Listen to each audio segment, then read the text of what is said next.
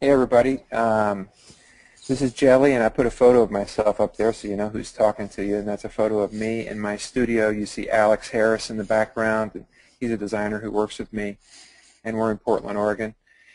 And I'm blown away by this technology, and it's really exciting. I haven't participated in anything like this before, so this is really fun, and I'm glad you're here. And with no further ado, let's get going. And if you have any questions along the way, by all means, chime in. I can't see your questions, so Heather might have to read them for me. Heather, you want to go to slide 2? Yep. So Cassandra with the Rasmussen Foundation and Heather reached out to me this summer to talk about the Pick.Click.Give campaign. And the feeling was this campaign has been really successful, really excited about everything that's been accomplished with the campaign, but that there was potential to maybe move it to another level. Everyone knows about the campaign. They know about Pick.Click.Give. We'd like participation to ramp up. And so they talked to me about whether or not it was possible to take it somewhere new, potentially to deepen the brand, to think about it a little bit more deeply, to maybe connect a more emotional component to the campaign, and in the long run, create a campaign that would activate partnerships both from a nonprofit partner standpoint and a funder standpoint. So let's look at the next slide. So I'm giving you the punchline all on this slide. So we're going to stop here for a minute and spend some time on this slide. This is the theme of the campaign this year, Love Alaska, Pick, Click, Give, and I want to tell you a little bit about how we got here. We began this campaign by doing a deep immersion in all things Alaska and Pick, Click, Give. I came up to Anchorage several months ago and spent a few days in discussion with quite a few stakeholders in Pick, Click, Give, people working in philanthropy, people working in nonprofits, with the intent of understanding what's happening around the issue of charitable giving in Alaska. The way this campaign was introduced to me was Alaskans are last in charitable giving. And I wanted to come up and understand that a little bit. And almost instantly that fact of charitable giving being Alaska trailing in that was challenged by people who said, you know, I don't think that's a fair assessment of Alaskans. It makes us sound like we're not a giving people, and actually Alaskans are very giving. And there's a deep culture of giving in Alaska. You can go back to the potlatch culture or the culture of sharing what you've caught in the hunt or fished or helping someone on the side of the road. There's a deep culture here of giving. The other thing that came out of that, of those conversations, was the connection that Alaskans feel to Alaska, to the place. Someone said it's a beautiful and challenging place. And this campaign tries to draw on that connection that people feel with the connection that people feel with the state of Alaska, and connects giving with the act of loving the place. So you can frame giving as something where you're trying to rescue people or help a lost cause, or you can frame giving as a way to express what you care about. We give to things that we care about. And so this campaign is reframing the act of giving as an act that shows that you love this place you live. So we'll keep going and then we'll talk more about this. When I came up to visit once, there was a show at the Art Museum in Anchorage with photos of, I think it was called Portrait Alaska, photos by Clark James Mishler. And I tried to imagine what is this what are the qualities that hold all these different sorts of people who live in Alaska together, and that's what sort of led to the idea of feeling a real pride for being able to live in Alaska and survive here and thrive here, and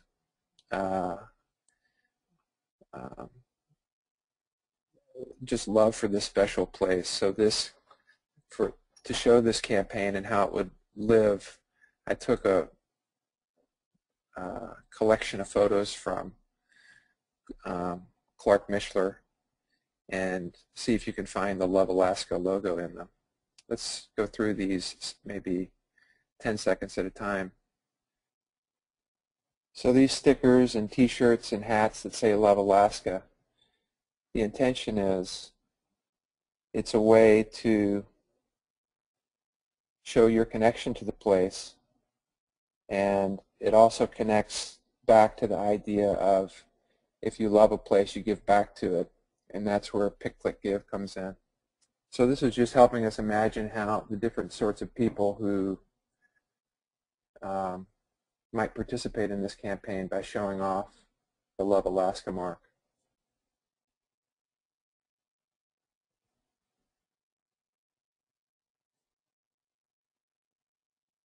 So the summary then of the campaign is Love Alaska lets you show your love for Alaska by wearing it, but it's also the frame for why we're giving in the first place. These nonprofit partners of Pick.Click.Give are people who enrich the state through their work, and that's how they're showing their love. And by being a donor, you're showing your love for the place and for the state by helping those people succeed. So the way the campaign would come to life is we'll create product, and the product will have labels that will say this is part of the Pick.Click.Give campaign. So you don't see Pick.Click.Give necessarily on the t-shirts and the hats. That's intentional, and the intention there is to show something, to have something that's so broad and open-ended that people are willing to embrace that, and we create a big basket that holds anybody who has a connection to the state. But on the label of the shirt or on the tag of the shirt, we talk about Pick.Click.Give. And then we have stickers and window clings, and the stickers and window clings actually in real small type say pickclickgive.org on them. And so the intention is with the shirts, you'll be able to tell somebody what the shirt's about, but the stickers and the clings, if you lean in, you see Pick.Click.Give. So the intention then is people want to know more about it and lean in and find out about Pick.Click.Give, and then make the connection that way. The TV campaign that's going to support this effort, we worked with a team called Deltree, and they do really beautiful films where they work with real people who are unscripted. And we went to a Cars parking lot in east side of Anchorage, and we filmed about 150 people and asked them to talk to us about giving. And so all real people, unscripted again, and the talent that the film team that I worked with has is that they're really able to connect with people so that they really speak from the heart. So those are some of the types of people that we filmed. We're still working on the TV, so we don't have anything to show you on that today, but it gives you a sense for who we filmed. And we ask each of the people when we film them a single question, and that's, we ask them to imagine a time when someone needed them to give, and what did they do. And so again, people spoke from the heart. People talked about why they give. People expressed how it makes them feel to give. Some people talked about the regrets when they didn't give and they wish they had. And then each one of the films then will edit them into 30-second commercials. And I think what you'll feel when you see those commercials is a sense of, first of all, I think it really elevates people from Alaska. I think it really makes people look heroic and warm and human and appealing.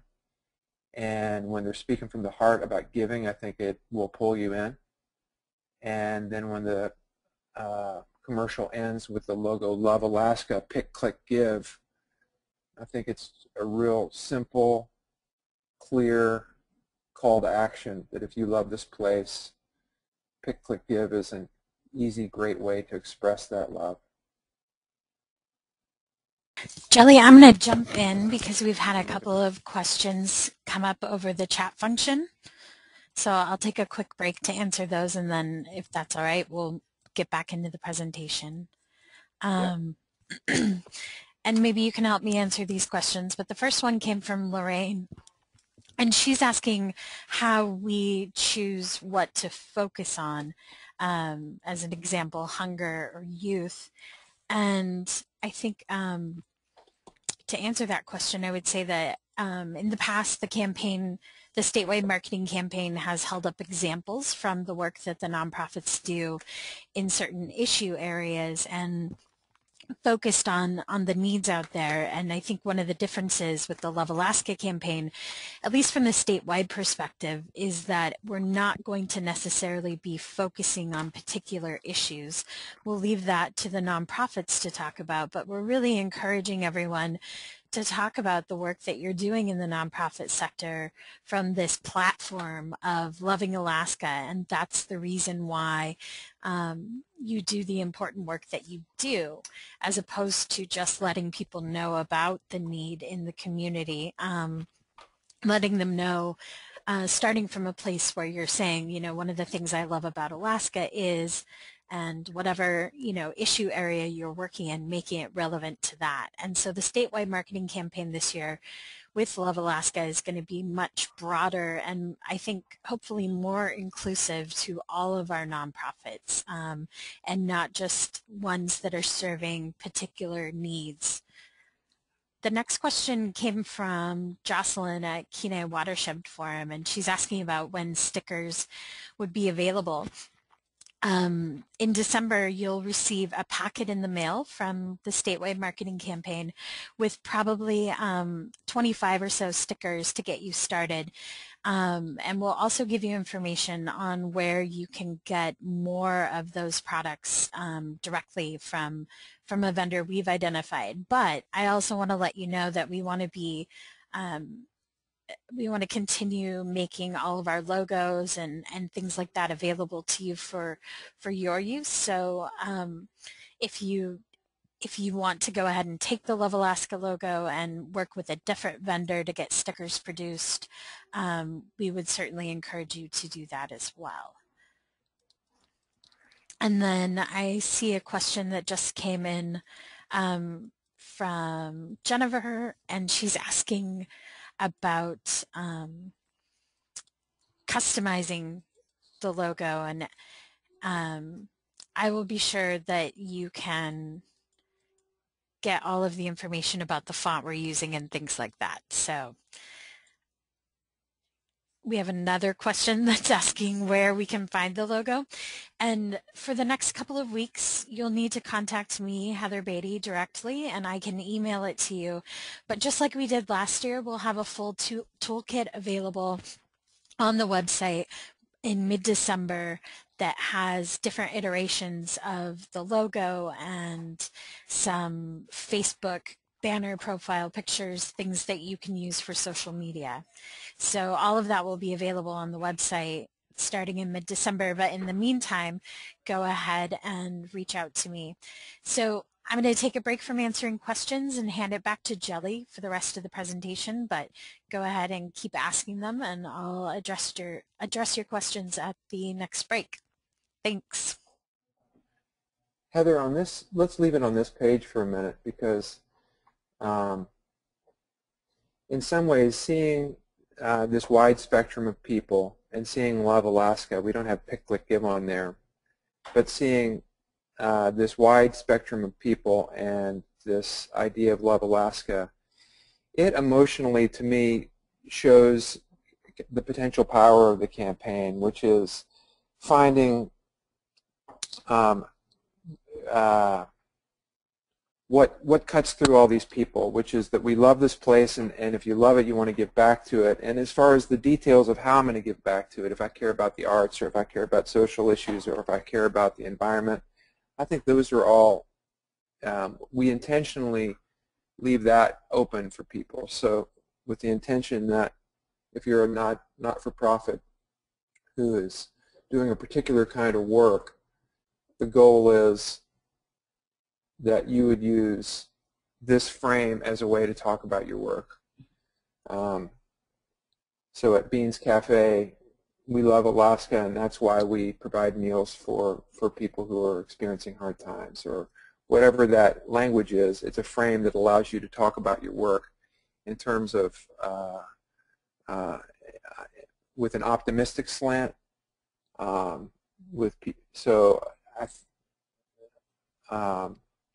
I think this slide kind of shows how it can be open, inclusive. One of the things we talked about this campaign being is an empty basket that you could put a lot of information in and a lot of different intents in.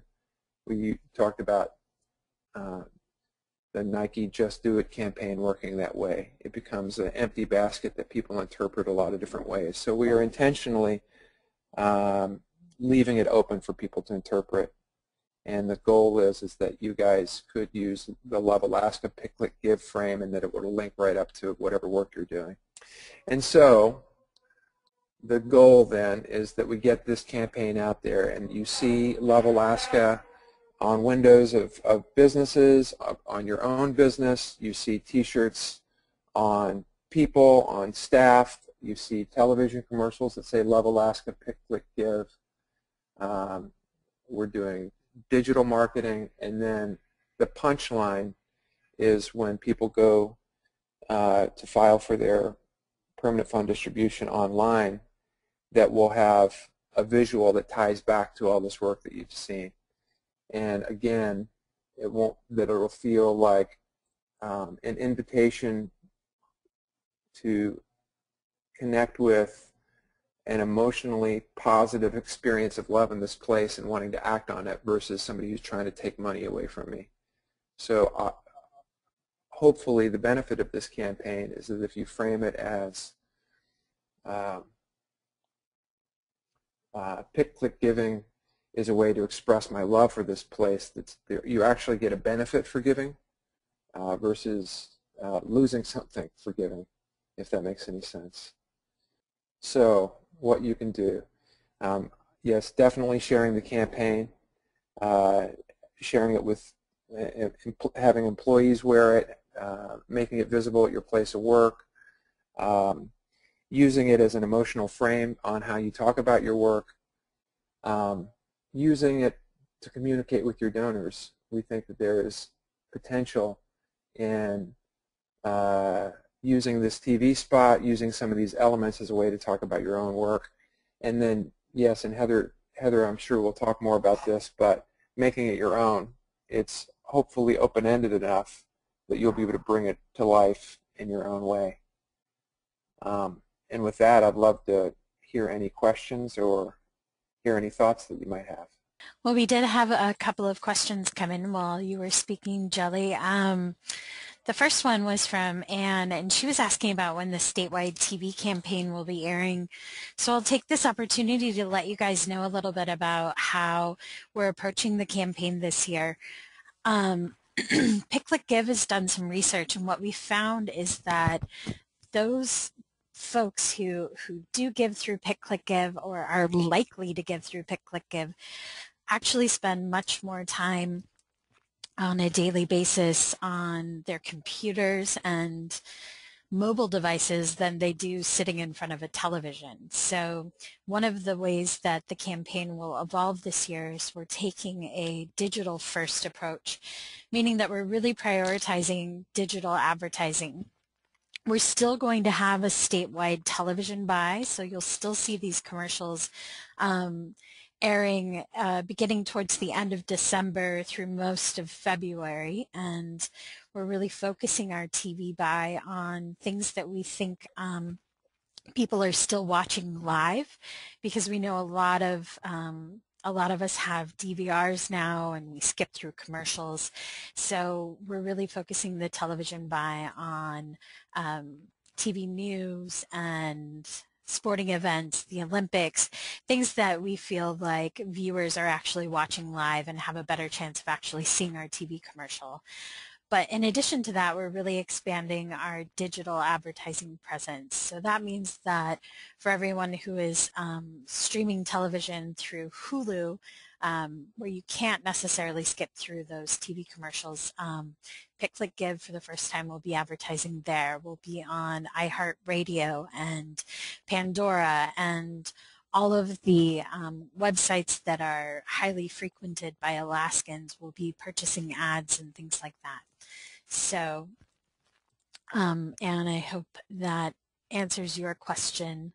Elizabeth asked if it's too late to update the organizational information on pick.click.give.org, and the answer is no, Elizabeth.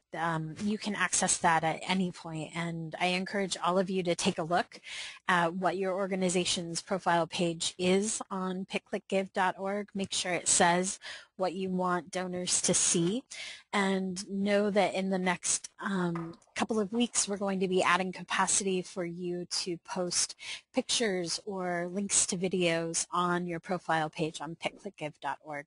So you'll be hearing more from us about that soon.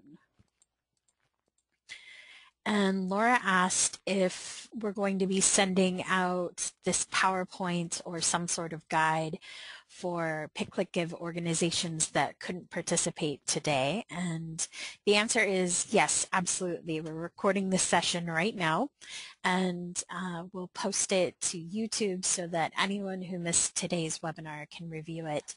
You'll also be receiving information from me next month that will contain some stickers and some ideas about how we think Love Alaska could be used. But again, the really exciting thing about this idea is that there's a lot of room for all of you to get creative with it. So I don't think we've even begun to think of all of the ways that Love Alaska could be used by the nonprofits. And then, Jelly, I'm going to ask you to address this question that came in from Sherry. And she's asking if they're a more local-based nonprofit. For example, she works for an organization that is focused on Anchorage waterways and the health of those waterways. Do you feel like she can stretch Love Alaska down to the local level or somehow customize it? She's really excited about the idea. Can you tell me more about that? Because I'm not sure if I understand the question. So Yeah. how would you local? Yes.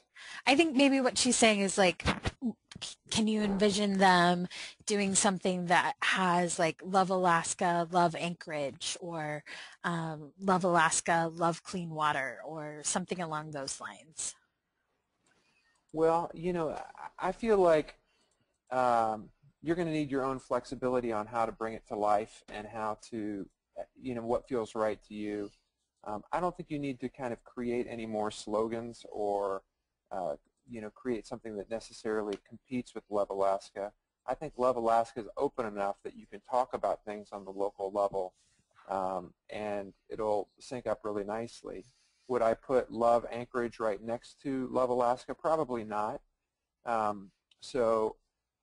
Again, I think Love Alaska, you should probably leave it alone as it is, but then let people, you know, how you talk about it, what copy you put around it. I think that's the point, that you would customize it and bring it to life your own way. I don't think you need to create new logos, so I hope I answered that question.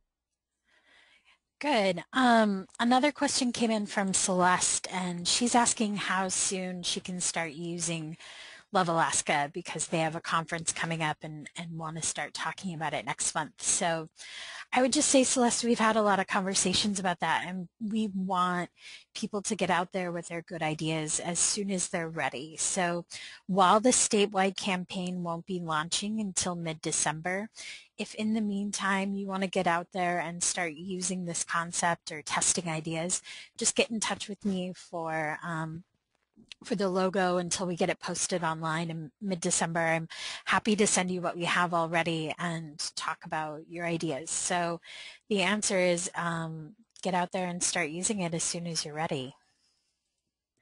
You got a compliment for the idea from Thomas, who says that this is a great idea. It's tapping into something a very notable history professor, an Alaska history professor, says that Alaskans think we're special and we take care of our own. So I think this definitely has tapped into that. Bryce is asking about the trademark. So Jelly, maybe you can help me answer this. I'll just start by saying that we did trademark this, but it isn't because we don't want the nonprofits to be able to take it and apply it to things that they're using. We mostly did it just so someone else doesn't come along and start selling t-shirts just for profit. You know, we really wanted to preserve this concept and this logo as something that's going to benefit Pick.Click.Give and all of the Pick.Click.Give nonprofits. Does that sound about right, Jelly? I think so. I think we're, you know, I think best case, we could imagine something like what happened with the Alaskan Grown logo, which was started, I don't know how many years ago, to represent agricultural products, and then has been embraced as something of a brand in itself.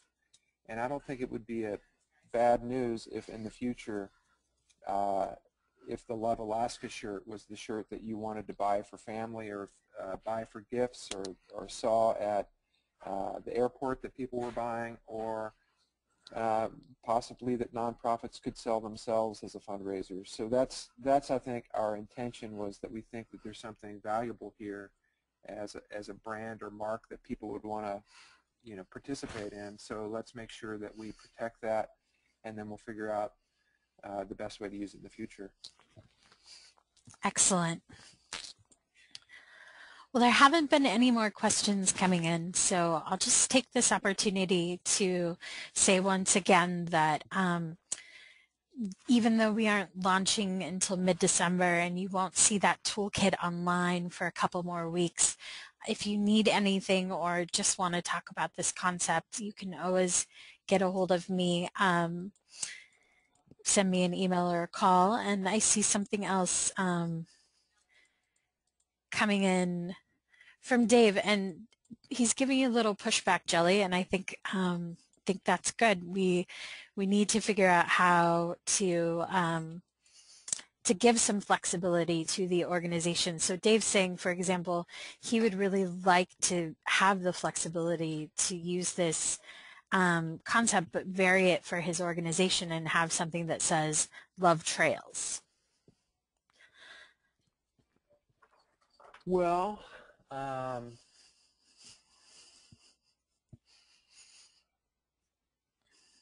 yeah, I just want to think about that for a second. My feeling is that the more that this can be something that's big and umbrella, the more power that it will have. So do you need to create a logo that says Love Trails? I'm not sure. I feel like what potentially will make this thing embraced by people is the fact that it's not too defined. It doesn't get too granular. It stays open. That I can love to take care of trails, and I can also love to, you know, pets. I know are a big trigger for Pick.Click.Give. Social issues, environment. It's so broad that I feel like the campaign itself needs to be kind of singular and up above it. Then how do you bring that to life? Well, I think we're purposely doing a TV spot that's going to be just about the nature of giving. And then you can put that on your website, and then on your website you can surround that with copy that talks about your work in very specific details without changing the commercial.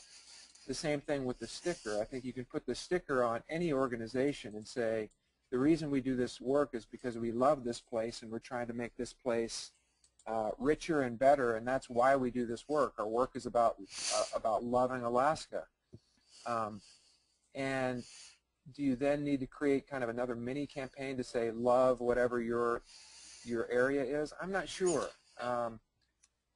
My tendency is to want to say, let Love Alaska stick up there by itself, and then the way you customize it is more about language that you surround it with rather than creating another campaign around it, if that makes any sense.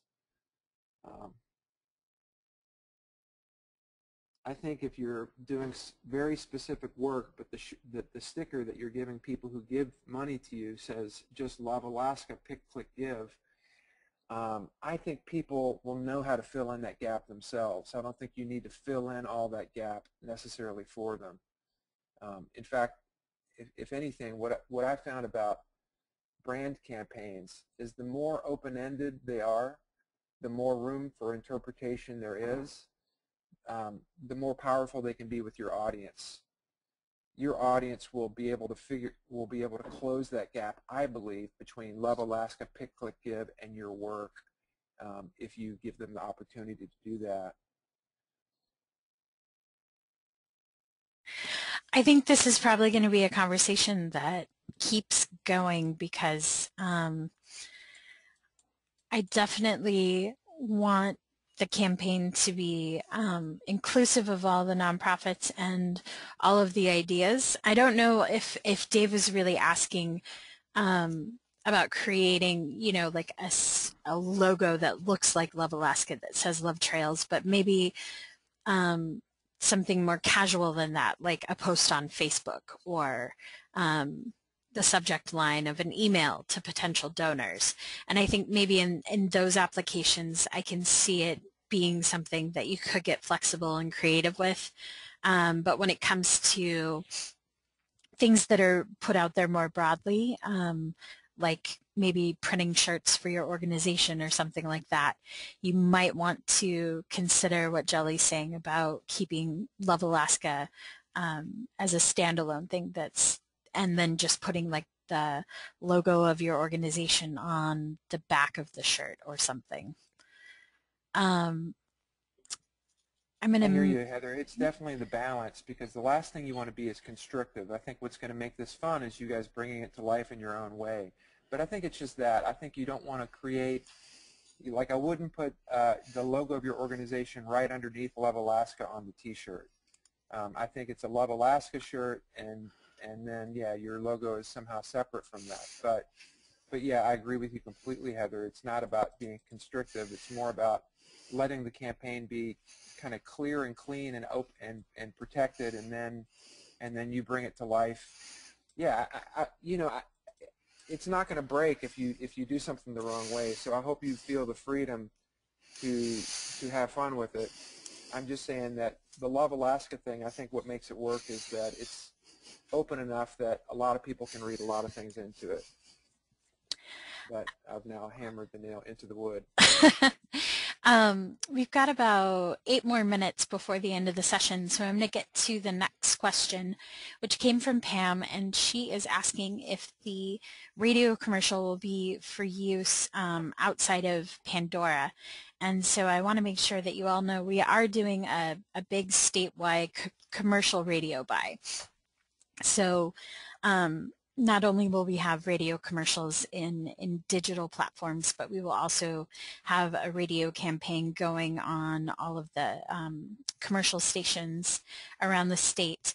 And then, like Jelly said, if you want a copy of a radio commercial or one of our TV spots for you to put on your own website or send in an email to potential donors or post on Facebook, we're more than happy to make those available to you, and we'll do that as soon as they are finished in mid-December. Jim just gave some helpful feedback about the window cling, which he says that he put in his car, but because he has tinted windows in the back, it's hard to see. And I'm just going to let you know, Jim, I did the same thing. I put a window cling in the back window of my car and was disappointed to see that the tint actually made it difficult to read. So what I did instead was just use one of the stickers that is applied to the outside of the vehicle. That window tint just sort of makes it hard to read anything, even if it did have a different background or color. So with tinted windows like that, you've probably just got to go with a sticker application on the outside. Getting lots of positive comments. I'm just scrolling through them, and we really appreciate the feedback.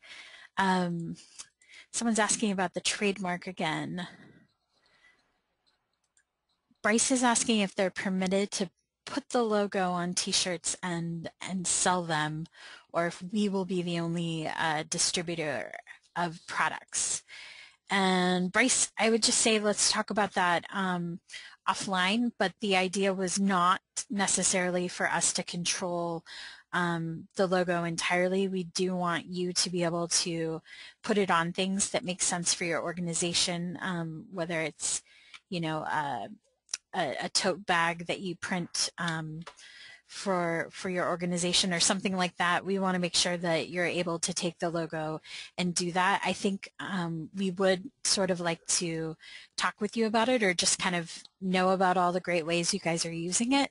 So I would just say if you could check in with me, I'll hand the logo over to you, and we'll talk about how you're going to use it. But the idea was to be permissive and free with it. Again, the trademark is really just there to protect it from it being co-opted by an entity outside of Pick.Click.Give and all of our affiliated nonprofits.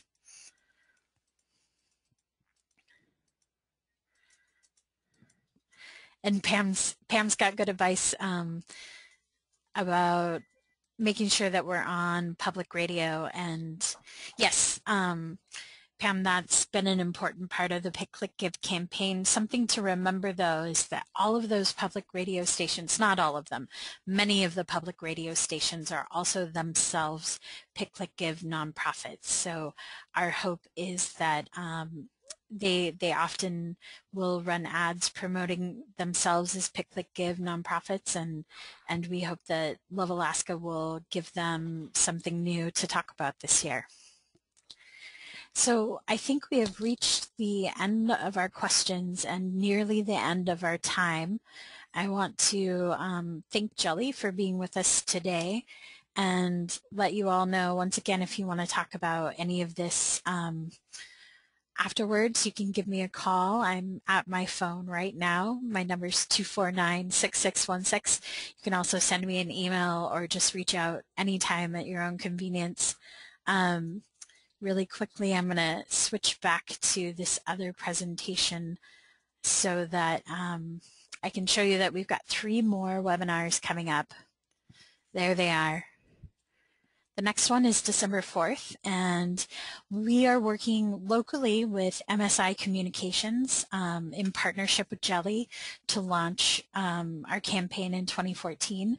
So a public relations expert from MSI will be presenting on December 4th to talk about how you can use free strategies of getting your organization in the news to get hopefully some new Pick.Click.Give donors through those avenues. And then after that, on Monday, December 9th, Eliza Sherman will be joining us to talk about social media, which is always a very popular topic. So I encourage you to sign up for that one early and join us for some new ideas on how to use social media to spread the word about your Pick.Click.Give efforts. And then in early January, Lori Wolf from the Foraker Group will present some ideas about how to engage your board and your staff and your volunteers in making personal asks around Pick.Click.Give and really just supporting your efforts in launching your campaign. So thanks again, everyone, and thanks very much, Jelly, for joining us today. And I'll see you all on the next webinar.